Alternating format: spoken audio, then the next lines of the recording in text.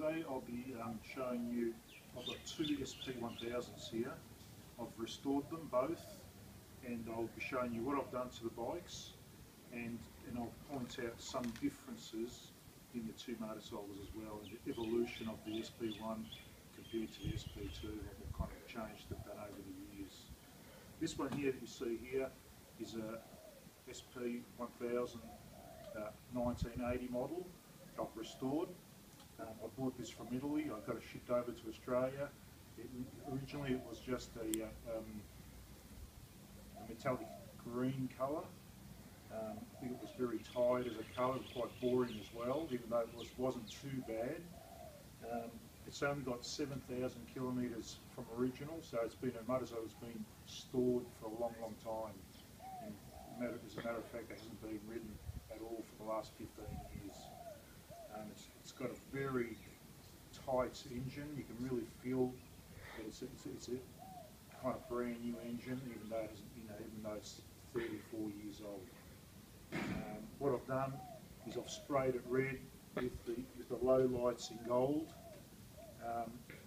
Red's always been one of my favourite colours in the SP range. I mean, I think that most SPs, whether they're the SP1 version or the SP2s, were always quite boring colours, and I've always liked the SP1000 model, which was the model that ran from 83 to 86, and that was the only one that they made in red and white. That's been the one I fancied most. What I've done is I've sprayed it red, but I didn't put the white because I didn't want to simulate the SPNT, because it's not an NT. So what I've done is I've sprayed it red, and as you can see with the gold low lights under the fairing, little slots there. Inside there with the little fairing there, where it normally was black, I've sprayed that gold. And what I've done as well, underneath the tank and the petrol cap here as well. And another thing that I've done is I've sprayed the wheels and the disc brakes and the calipers all in gold, metallic gold, and I really think that they really look really slick. The forks were normally just a grey colour. I've polished the top bit and I've sprayed the bottom bit red, and what you can see here is I've polished all the metals, like the heads have been polished, the exhaust pipe's been polished, and the carburetors have been cleaned up as well, and a lot of things are being touched up. The spray paint has been touched up where it needed. I haven't really done a lot to the frame. It really didn't need to. There was a bit of rust in the side where the battery sat, but that's all been cleaned up, just spot primed and cleaned up like that, without needing to sort of go and do a complete powder coating to the frame. I just did where it needed, and that was it. What's been done is all the plastics and all the metals are being sprayed, as you can see in red. And you'll see I'll be putting some before and after photos of how it was before and how it is now, so you'll see the photos before and after, what's been improved. I think I've done a pretty smick job here really on this bike. It's quite it's a big improvement as far as style, I reckon. You'll see the before and after photos and how boring it was before and how really tight it was. And what I've got over here, this is an SP2 1986 model. Now here, this is the same. I've resprayed the whole thing again, cleaned up what needed, polished a lot of the metals and all that. And what I've done here with the colour is really, this was normally it was just one of those dark blue and kind of dark grey colours which most SP2s come out with, and I have to say it was quite tight. This was a very tight looking motorcycle. This one's got 56,000 k's on the clock. The motor does sort of work well, but I kind of stayed a little bit more conservative with the colours. I didn't want to go as drastic as the other one there. So what I've done is I've put a lighter blue, a bit more brighter blue, and a lighter grey with a bit more of a different design. And that's as far as what I've done to the bikes. The bikes are pretty much stock standard as far as engine goes. I haven't really done nothing to the engines. They didn't really need anything done besides a good service, obviously, and a tune-up. I've got rid of the airboxes. I just hate the old Moto Guzzi airboxes. They're a pain in the butt to really service with the air filter and all that. So I've got a little velocity stack here and that. And on the other one over here, what I've done is I've got rid of the airbox here as well with the air filter, and I've put some Australian-made Unifilter AirPods, as you can see there. Very good quality Australian-made AirPods there. They just fit on straight onto the carburetors.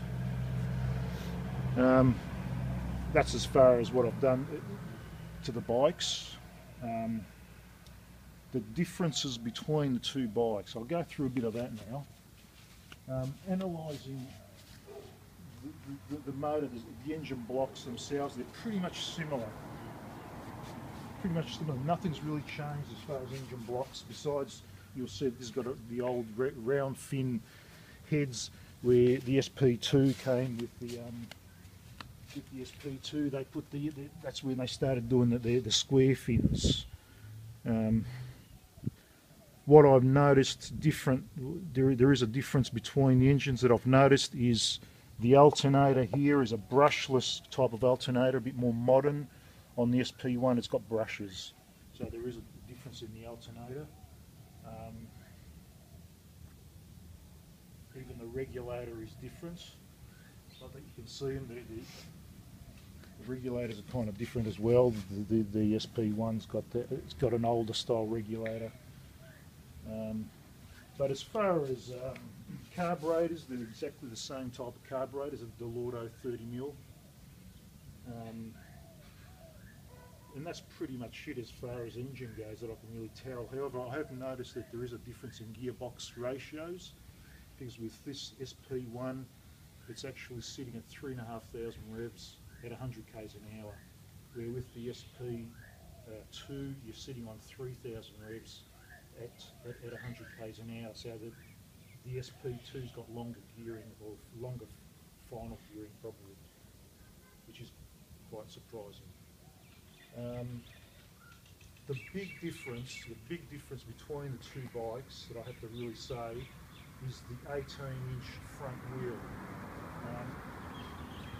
The SP1 comes with the 18-inch, the SP2, which I think was a big mistake by Moto Guzzi, and it's been criticised by the journos at the time. The SP2's got the 16-inch wheel, and I've got to really say you do feel the difference. The SP1 is so confident, inspiring. You can really flick it around on the twisties, and it really holds the road quite remarkably well for a 34-year-old motorcycle. It really you can really flick it around. It's quite remarkable. It's a very good bike, really good handling. I'm surprised. The SP2 with the 16-inch wheel, I do have to say it is a bit of a disaster. I've got the steering damper here. All these bikes come out with the steering dampers original from the factory. The steering damper on that is totally off. It's got no resistance at all. I've left it like that because it doesn't need it. This thing here, the SP2, I've got the steering damper wound quite hard, because if you take it off, the front end is completely out of control. It really is. I mean, it's a very light front end, and it's just so much, you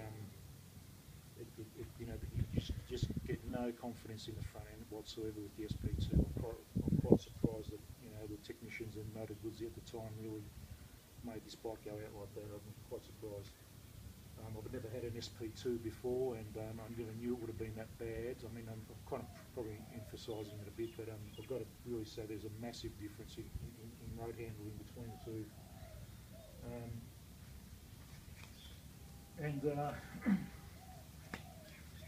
The aesthetic differences between the two probably come down to the plastics. Yeah, they do have slightly different mud guards. The rims are a different pattern. The rims, the disc brakes, the discs are quite different as well. The calipers are the same. The fairing's the same. Petrol tank's different. This has got a bit more of a sculpture to petrol tank. The front fairing here is the same with the plexiglass.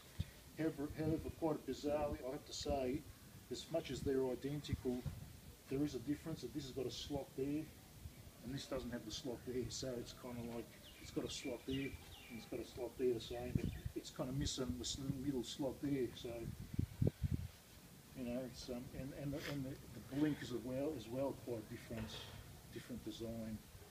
And I think this comes off a Fiat car. I couldn't kind of recognise which car it came off, but in those days I think they just used to take some parts off cars as well and swap them around. I'd like to sort of see, it might have been, it seems to be the same as a Fiat 127 or something like that. What else is different? The seats. The seats quite remarkably, as much as the two motorcycles frame-wise and steering wheel, handlebar-wise and all that are exactly the same, the seats are different. And I've got to say, the SP2 is a lot more comfortable than the SP1. And because it's got this bit of a kink there, it actually locks you into this position. And so what that does is it kind of doesn't make you slip backwards. So you're kind of locked into this position here. So you're a little bit further forward, and your knees tend to hit these the corners of the fairing, which can be a bit uncomfortable. So you're kind of like right onto it. However, it's quite comfortable. The bike, you kind of sit like a bit of a sports touring position is, you know, it's quite a comfortable position. You could ride this all day. However, on the SP1, because the seat is a bit of a plank, very 70s and early 80s style, I like to say, and it's quite wide as well. It's a lot more wider than that one. So what you've got here, you've got a hard bit there which kind of makes you slip backwards, and you've got no resistance at the back, so while you're sitting on it is a bit further back, quite remarkably, and so you're kind of leaning more forward. And this, I find myself having a lot more space here with my knees. And yeah, you're kind of like sitting in a semi-sports position here with this one here, which is kind of comfortable for a while, but then I start to feel my back kind of starts to ache because I'm kind of leaning forward, and it's not as even if you try and sit forward, you kind of end up sitting backwards again because the seat's wider and harder. Go and have a look at the cockpits. The cockpits are the same. I kind of like the cockpit on these SPs. They're just, the voice being really thorough, and there's a lot of idiot lights there that sort of tells you what's going on in the battery, how the battery's kind of charging and all that. And you've got a clock there, and they always seem to work fine. And yeah, as you can see, this has got the original 7,000 Ks, and that's not a case of zeroing or reaching 100,000, sort of, you know, going to 170. There's original 7,000 Ks. Very nice tight engine. Yeah, well, you might say, why the SP? I've always loved the SP. I used to have an SP when I was in my earlier riding years.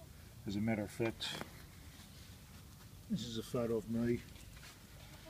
This is a photo of me, 1985. That was an SP 1009, a 79 model, and just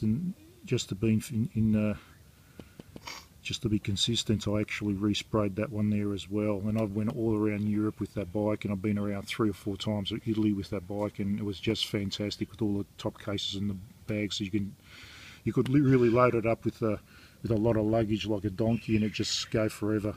Great bike. So I've always had a really soft spot for the SP1000s. That's why I've got 2 of them. That's me there with a bit more hair, as you can see. Yeah, that was about 37, 38, 27, 28 years ago. So that's pretty much it. What I'll do is I'll start them up and I'll just let you hear how they go. Uh,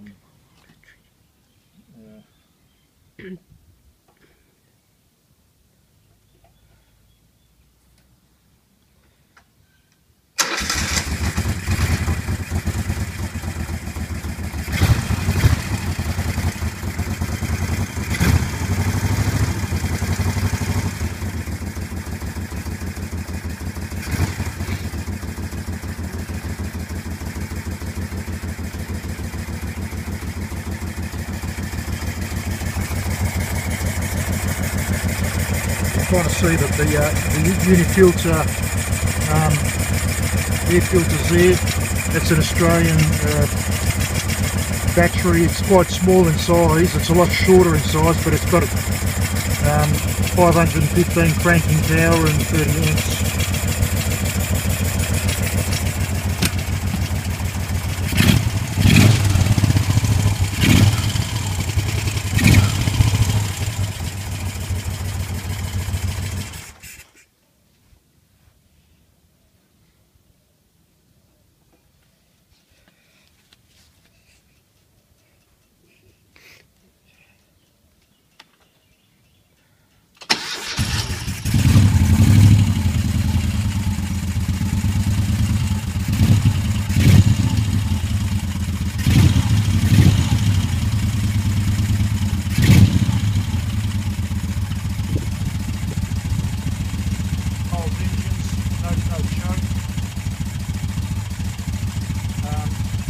Performance-wise, they're pretty much the same. I've got to say,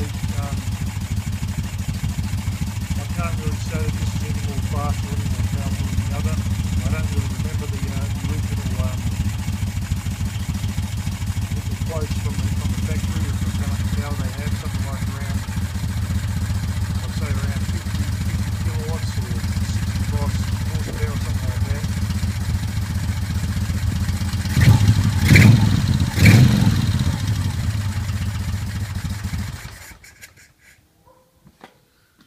Yeah, you can sit on 100 on the freeway and they just purr along. You could sort of really sit on these all day, really, on the freeway. As I say, this one here is not as good on the twisties as the other one is. I know of a lot of people with the SP2s who actually changed the front wheels to 18-inch because they just found the 16 was a disaster, and I can kind of realise why they've done that now. But otherwise, in the Moto Guzzi collectibles, the SPs aren't rated that much, and I think they're kind of probably underrated, but I might be biased because I've had one before when I was younger, and it just stayed in my heart, and I always needed to get one back, so I went overboard and I got 2 of them. So I think everybody should really have an SP in their collection. Having said all that, I'll leave you some before and after photos so you can enjoy, and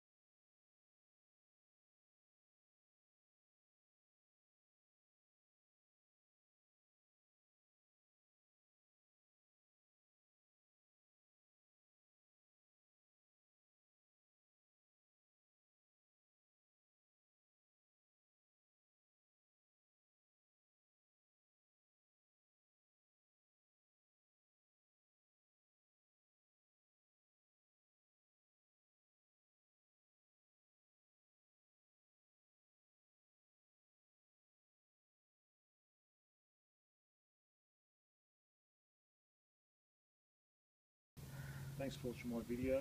I've got more videos coming, and have a look at my other videos on the Moto